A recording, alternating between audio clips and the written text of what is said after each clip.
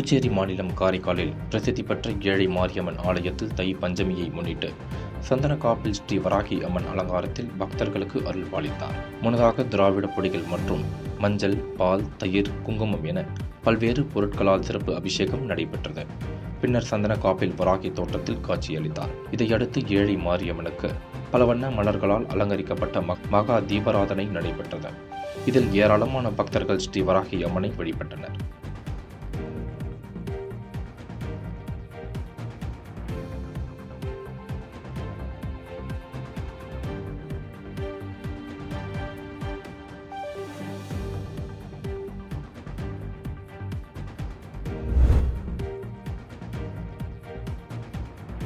தஞ்சாவூர் மாவட்டம் கும்பகோணம் அருகே தென்சருக்கை மற்றும் ராஜகிரி பகுதியை இணைக்கும் பாலம் அமைந்துள்ளது. இந்த பாலத்தினால் சுற்று வட்டாரத்தில் அமைந்துள்ள சுமார் 20க்கும் மேற்பட்ட கிராம மக்கள் பயனடைந்து வருகின்றனர். இந்நிலையில் இந்த பாலமானது மிகவும் பழுதடைந்து இருபுறங்களிலும் பக்கவாட்டில் உள்ள பாதுகாப்பு சுவர்கள் உடைந்த நிலையில் எந்த நேரமும் விபத்துகள் ஏற்படலாம் என்ற சூழ்நிலை அமைந்துள்ளது. எனவே சம்பந்தப்பட்ட அதிகாரிகள் உடனடியாக பாலத்தினை பார்வையிட்டு புதிய பாலம் கட்டித்தர வேண்டி அப்பகுதி மக்கள் கோரிக்கை வைத்துள்ளனர். கிட்டத்தட்ட இங்கே 20 கிராமம் தனியாக வேலைக்கு போகணும். இந்த பாலம் கட்டி 20 வருஷம் ஆகுது. ரொம்ப பழுதாக இருக்குது. சைடில் கம்மியில் உடஞ்சி போச்சு. இது கவர்மெண்ட்டை பார்த்து நம்ம விவசாய மக்கள் நல்ல விவசாயம் நல்லாயிருக்கும். ரொம்ப இந்த பக்கம் விவசாயம், இந்த 2 பக்கம் விவசாயம் நடந்துட்டு இருக்குது. அதனால் கொஞ்சம் கஷ்டமாக இருக்குது. கொஞ்சம் விவசாயம் கவர்மெண்ட் பார்த்து இதை நல்ல பலம் கட்டி தான் நல்லா இருக்கும் எங்களுக்கு.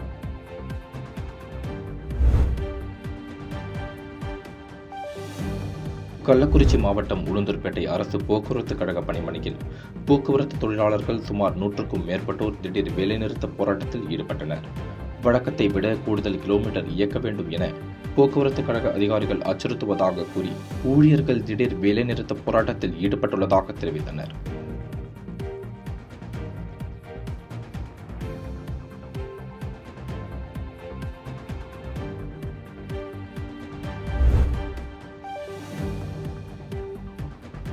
புதுக்கோட்டை போஸ் நகர் பகுதியில் அமைந்துள்ள நேதாஜி சுபாஷ் சந்திரபோஸ் சிலையின் முன்பு பாரதிய ஜனதா கட்சி மாவட்ட பொதுச் செயலாளர் ABCC கணேசன் ஏற்பாட்டில் தேசிய குழந்தைகள் பாதுகாப்பு ஆணையக்குழு உறுப்பினர், திருச்சி நாடாளுமன்ற தொகுதி இணைய அமைப்பாளருமான டாக்டர் RG ஆனந்த் தலைமையில் ஏராளமான இளைஞர்கள் தம் உடலில் தாமரை சின்னம் பச்சை குத்தி பாஜகவில் இணைந்து கொண்டனர்.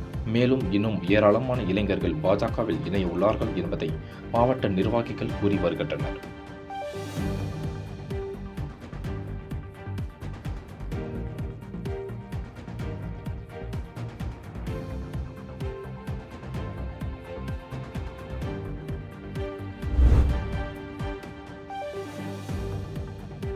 திருவள்ளூர் மாவட்டம் சோழவரம் அடுத்த அருமந்தையில் அதிமுக சார்பில் எம்ஜிஆர் பிறந்தநாள் பொதுக்கூட்டம் நடைபெற்றது.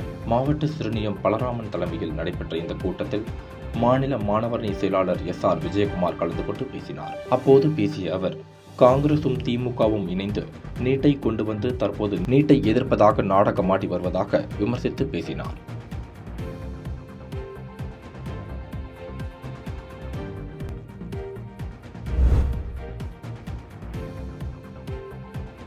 செங்கல்பட்டு மாவட்டம் பரங்கிமலை GST சாலையில் கடந்த 50 ஆண்டுகளுக்கு முன்பு சிலர் அரசு நிலத்தை குத்தகைக்கு எடுத்தனர். தொடர்ந்து குத்தகை காலம் முடிந்த பின்பும் அரசுக்கு சொந்தமான இடத்தை வணிக நோக்கில் பயன்படுத்தி வந்துள்ளனர். இதனைத் தொடர்ந்து உயர்நீதிமன்றம் உத்தரவின்படி பல்லாவரம் தாசில்தார் ஆறுமுகம் தலைமையில் வருவாய்த்துறையினர் பலத்த போலீஸ் பாதுகாப்புடன் ஆக்கிரமிப்புகளை அகற்றினர். குறிப்பாக இதுவரை மீட்கப்பட்டுள்ள இடத்தின் மதிப்பு 3200 கோடி மதிப்புடைய 13 ஏக்கர் சொத்துக்கள் என தகவல் வெளியாகியுள்ளது.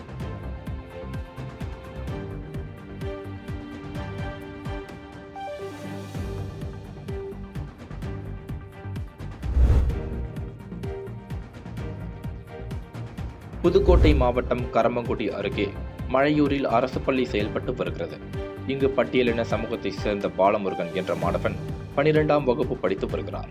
இந்த நிலையில் நேற்று பள்ளி முடிந்து மாலை வீட்டிற்கு செல்ல பேருந்து நிறுத்தத்தில் காத்திருந்த மாணவனை இருசக்கர வாகனத்தில் வந்த மாற்று சமூகத்தைச் சேர்ந்த கல்லூரி மாணவர்கள் 6 பேர் கடத்திச் சென்று கொடூரமாக தாக்கியதாக கூறப்படுகிறது.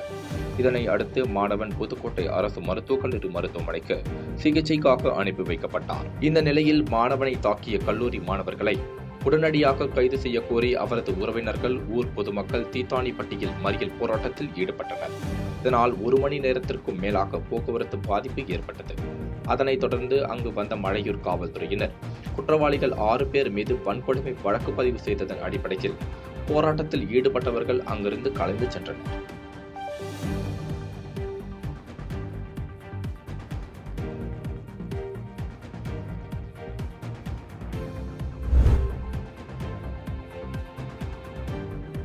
தென்காசி மாவட்டம் செங்கோட்டை SRM அரசு மகளிர் மேல்நிலைப் பள்ளி வளாகத்தில் அரசின் விலையில்லா மிதிவண்டி வழங்கும் விழா நடந்தது. பள்ளி மேலாண்மை குழு தலைவர் மரியம் நவாஸ் தலைமையில் நடைபெற்ற இந்த நிகழ்ச்சியில் சிறப்பு விருந்தினராக முன்னாள் நகர்மன்ற தலைவர் SM ரஹீம் கலந்து கொண்டு பள்ளி மாணவியர்களுக்கு விலையில்லா மிதிவண்டிகளை வழங்கி வாழ்த்தி பேசினார். விழாவில் சுமார் 382 மாணவர்களுக்கு மிதிவண்டி வழங்கப்பட்டது குறிப்பிடத்தக்கது.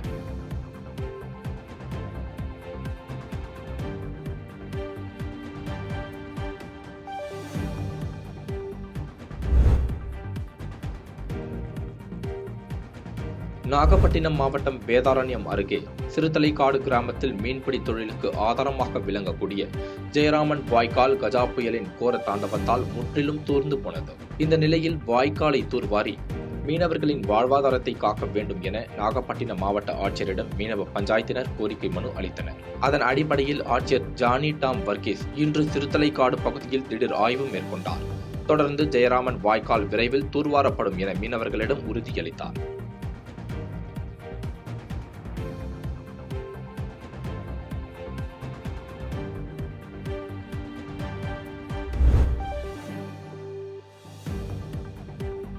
தென்னம்பாளையம் பகுதியில் உழவர் சந்தை மற்றும் தினசரி சந்தை செயல்பட்டு வருகிறது. இந்த நிலையில் பல்லடம் சாலையில் சாலையோரம் வியாபாரிகள் கடை அமைத்து காய்கறிகளை விற்பனை செய்து வருகின்றனர். இதனால் உழவர் சந்தையில் விவசாயிகளின் விளைபொருட்கள் விற்பனையாகாமல் வாழ்வாதாரம் பாதிக்கப்படுவதாக கூறப்படுகிறது. இந்த நிலையில் சந்தை விவசாயிகள் சாலையோர கடைகளுக்கு போட்டியாக அப்பகுதியில் சாலையோரத்தில் தங்கள் விளைபொருட்களை வைத்து விற்பனை செய்தனர். இதனால் பெரும் போக்குவரத்து பாதிப்பு ஏற்பட்டதை தொடர்ந்து காவல்துறையினர் சம்பவ இடத்திற்கு சென்று விவசாயிகளுடன் பேச்சுவார்த்தை நடத்தினார். இதனால் அப்பகுதியில் பரபரப்பு நிலவியது.